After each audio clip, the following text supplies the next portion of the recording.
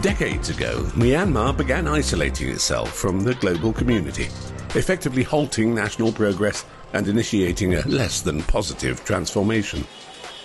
The military dictatorship's social policies prioritized adherence to traditional values, discouraging foreign cultural influences, especially those from the West. Traditional customs and culture were enforced. Yet, it was unable to suppress the creativity or dampen the passion of the people. Despite stringent prohibitions, an artist driven by a love for Western music found a secretive method to pursue artistic endeavors.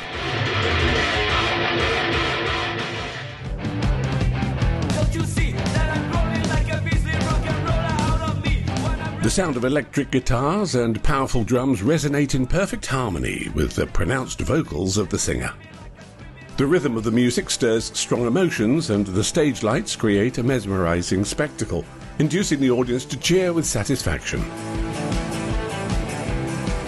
Rock music originated in the United States, England, and Northern Europe. During the 1950s and 1960s, it became mainstream, evolving into a diverse array of styles. In Myanmar, rock music has recently gained in popularity among young people. A vibrant crowd of young people assembles in front of the stage, dancing energetically to the beat and surrendering to the rhythm of the music. The number of Western-style concerts being staged in Yangon, the former capital of Myanmar, has increased since the country opened its doors to foreigners. Embarking on a musical journey is no small feat, particularly with Western music in an Asian nation that has long been isolated. Darko, a prominent Burmese rocker, is adept at telling this story. Good to see you. Thank you for your time. You're welcome. So this is your playground? Yeah, this is our studio. This is newly built. In 2004, Darko, accompanied by his two friends, established the band Side Effect. The seamless fusion of guitars and thundering drums resonates with the essence of original rock from the US and the UK, but with a distinct Myanmar flavour. At the time, Myanmar was still under the firm control of a military dictatorship, posing challenges for Western news to reach the country. International travel was next to impossible. For music enthusiasts, the means by which to savour and explore music was through occasional visits to a record store that carried songs by their beloved artists. I'm so attached to Nirvana music in the first place. When I first heard them, at the time, I was listening to bands such as Guns N' Roses, Cinderella, Skid Row, Metallica, but that was around 19. So I noticed we were at least 10 years late. Blazing, the violence is scattered across the town. Side Effect had a challenging start, encountering more obstacles than any other rock band. They faced strict censorship imposed by the military government, which included no access to performance venues or recording studios. The band couldn't afford any musical instruments, so the band's drummer had to practice by hitting stacks of books instead. Every member of the band started by earning a living through other means, and then dedicated the remainder of their time to honing their musical skills. At that point, being a rock musician was an unconventional profession, and the band's Side Effect was relatively obscure. In 2011, the government, with military backing, initiated the process of opening the country and granting the people access to the internet. This opened the door for the band to seek support from music enthusiasts worldwide by soliciting donations to finance their debut album. It's really hard to be a musician here. We really want everyone in Myanmar and people all over the world to hear our music. We need your help. They secured donations of more than $3,000, enough to produce their own tracks. Regrettably, their aspirations were crushed due to the complete absence of democracy in Myanmar. The funds couldn't be transferred to them because of US sanctions on Myanmar. The opportunity presented itself once again in 2015 with the general election, from which Aung San Suu Kyi's NLD party emerged victorious. The subsequent more open political climate paved the way for a more open society, enabling Side Effect to finally release their debut album. Their global recognition grew thanks to the internet, especially on platforms like YouTube. Invitations for Side Effect to perform overseas started pouring in. A particularly thrilling and proud moment for all the band's members came when they were invited to perform at the South by Southwest, or SXSW Music Festival in Austin, Texas in the USA. This was the first time a Burmese rock band graced the stage of a world-renowned music event. Embarking on a path strewn with obstacles to chase one's dreams is formidable and can profoundly impact one's mind and spirit.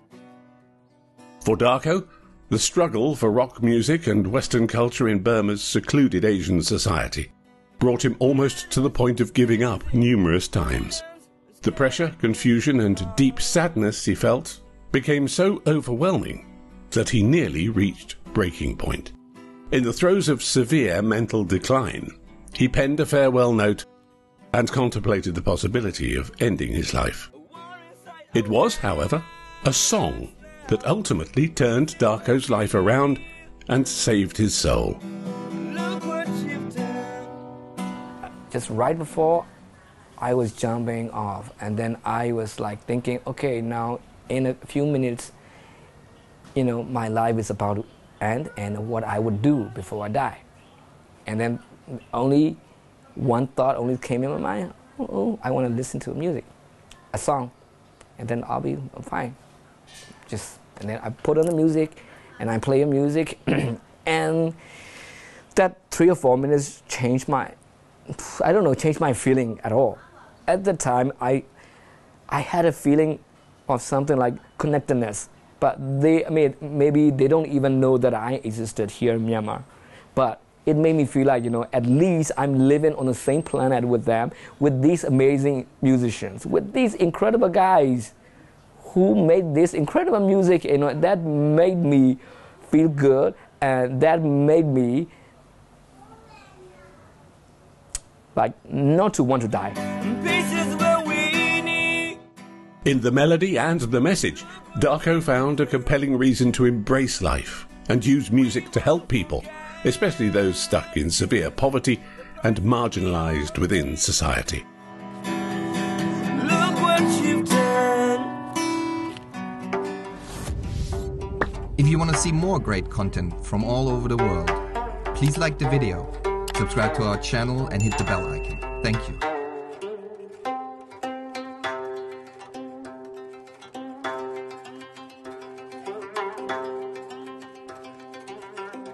Music has long been a catalyst for societal and global change, both directly and indirectly. Myanmar is no exception. When Aung San Suu Kyi was released from detention and engaged in the electoral process, popular teenage artists and singers fervently supported her campaign. During the period of military rule in the country, there was a noticeable absence of freedom of expression and liberty to lead a fully expressive life. Additionally, societal expectations dictated that women maintain modesty, secure their long hair in a tidy bun, and wear clothing that entirely covers their bodies. T-Zin, the pioneering and most renowned female rapper in Myanmar, defies conventional norms.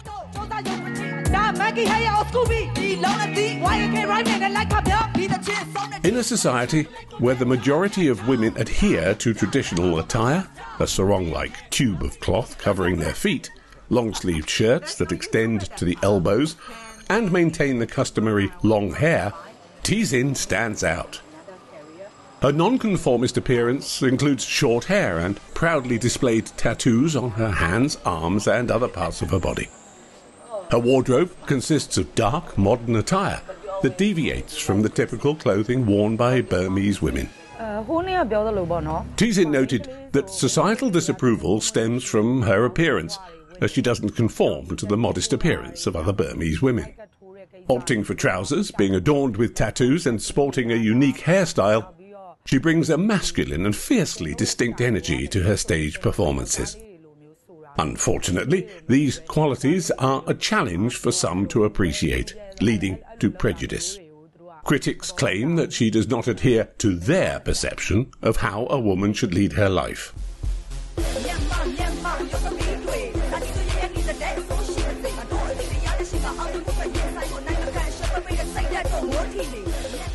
What clearly sets her apart from other Burmese young women is her habit of wearing baseball caps backwards, typical of many rap music artists.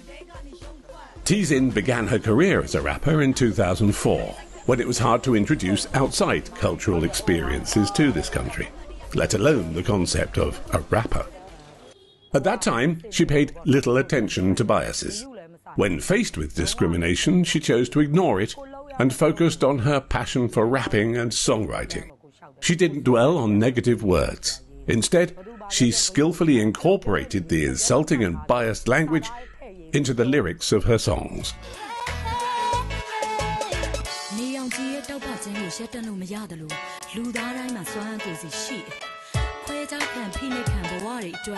Her rap transcends a mere passion for hip-hop culture. It serves as a potent means of narrating her own story and conveying a message that women have the freedom to be whatever they desire, even in a male-dominated society. At the start of her career, she encountered a formidable obstacle, akin to the challenges faced by the band's Side Effect, the stringent social control imposed by a military dictatorship. Another hurdle lies in Myanmar's conservative society, which rigidly upholds strict norms for women, including the expectation of maintaining long hair, wearing traditional attire, and maintaining a demeanour of neatness and composure. Women are expected to conform to predetermined behaviour, dress codes and expressions which are deemed to be within societal norms. Tizin's songs, in contrast, underscore the rights and empowerment of womanhood, advocating for women's freedom to dress and live as they wish without fear. One of her songs is called Women of Myanmar. The lyrics go, "We were not born to follow orders. We have flesh, blood and spirit, just like all of you. We look ahead to our future. Ladies, hold hands. Don't be afraid to take bold steps. Stop thinking that we are weaker than men." As a woman, Tizin wants to write a song addressing the violence and prejudice faced by women in the country. Inspired by and in admiration of Aung San Suu Kyi, she aims to support Suu Kyi and other women by writing songs from a woman's perspective.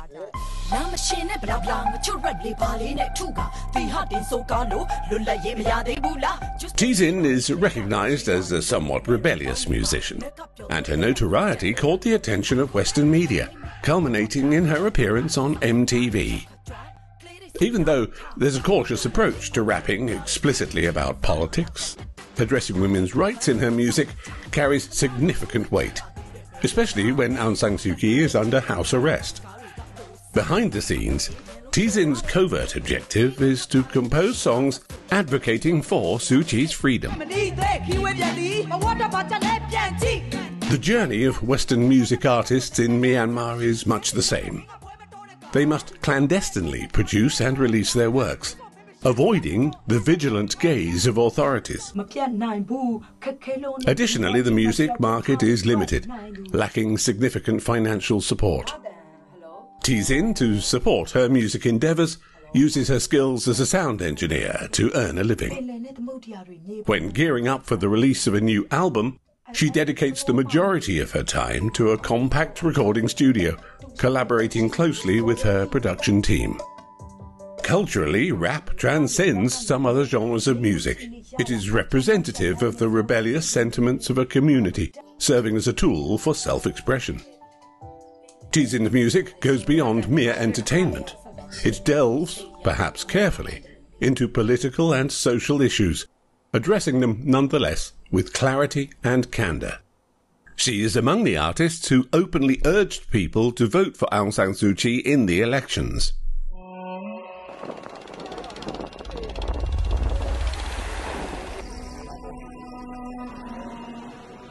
In Myanmar, especially among the predominant Burmese population, the term Rohingya is treated like a forbidden word. There is hesitation within the country even to recognise the Rohingya as one of the myriad ethnic groups for which Myanmar is home. Initiating a discussion about the Rohingya people proves difficult, given that many Burmese, including artists advocating for rights, equality and democracy, perceive them as foreigners with distinct religious affiliations. Darko is a rare exception. Buildings are blazing, the violence is scattered across the town. The rock star has used his celebrity status to tackle what many deem to be the most delicate issue, championing increased understanding and empathy for the Rohingya. He partners with Turning Table, a Danish non-profit organisation, and orchestrates a music festival in Rakhine State, home to the country's largest Rohingya population. I mean, I cannot fix, I'm not sure if I can fix this whole problem of my country, but at least I can change somebody's mind, you know, because like the experience that I had. So it's all about, like, you know, caring each other through music. In times of violence, Darko contributes by sharing music for everybody to enjoy. One of Darko's initiatives includes music lessons for Rohingya children. Having personally found solace in music, he aspires for it to offer comfort and support to these children as well. So when they were making music, talking about music, it made them feel good. Also, they were excited. You know, I mean, at first I could see, like, you know, these boys and girls from different communities. Of course, like they were not friends, so, you know, they were like, one day, you know, I don't want to talk. But then after like 1 or 2 days, the bond that music made was very fast. You know, it's like a social glue, because I believe music is a fundamental social glue. When you call my name from the side of town, I didn't know how. You found out that I'm here.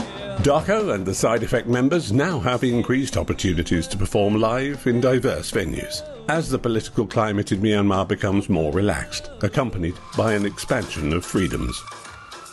The atmosphere within the nightclub is vibrant, filled with energetic upbeat rock music that resonates with the audience. Had it been 2004, when Side Effect was forming, a scene like this would have been unimaginable. Nevertheless, despite a more open environment, artists are not yet granted absolute freedom in their work. While Darko senses an increased level of freedom, there's still uncertainty regarding the extent of censorship imposed by the Burmese government. Every song on the album undergoes government scrutiny before its public release. Darko recognizes that substantial change may take time, but he detects the beginnings of transformation. Although certain rules have been relaxed, the moderation of objectionable content persists. I mean, that was part of the change. I think, you know, like these new bands and new musicians, I mean, not all of them, but some of them started to talk about the real thing or reality happening in Myanmar. And also, like, they became less shy with, like, expressing their thoughts. And there are more and more musicians who speak their mind. Before it was like they would not say a thing. They would just like smile and wave and, hey, I love you, I love you. I don't know about these things at all. You know, I love everyone. I just said. But now it's like some people started saying about, no, this is not right. The Ministry of Information in Myanmar is responsible for scrutinizing music content for anything which could be considered offensive to the values of tradition and culture. Historically, this has led to the prohibition of songs with political content, or references to alcohol and sex, including kissing. Darko's own songs were not exempt from censorship in the past. The leader of the rock band Side Effect observes that moderation, what one might more accurately call censorship, is neither standardized nor predictable. It may hinge on the committee's mood or an individual's standards or opinion. They can only hope that the song will be deemed acceptable. Meanwhile, Darko emphasises that their songs never carry an overtly political message and are intended solely to challenge and introduce something new to the listeners. Darko asserts that pushing boundaries is valuable, not only for challenging the limits set by authorities, but also for challenging people's beliefs. Despite his reservations about having greater freedom in music, they, strangely, find contentment in their current position. I believe humanity will come back to art.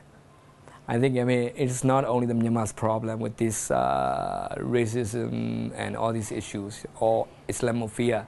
It's not only in Myanmar, I think it's a global issue right now. And like nothing lasts forever, it's got to change by itself or by people. So, but my belief is you can't just sit back and relax and expect that there will be a change. You have to do something. So I believe in that way, because music, it literally changed my life, and I believe the music will change some other people's life too.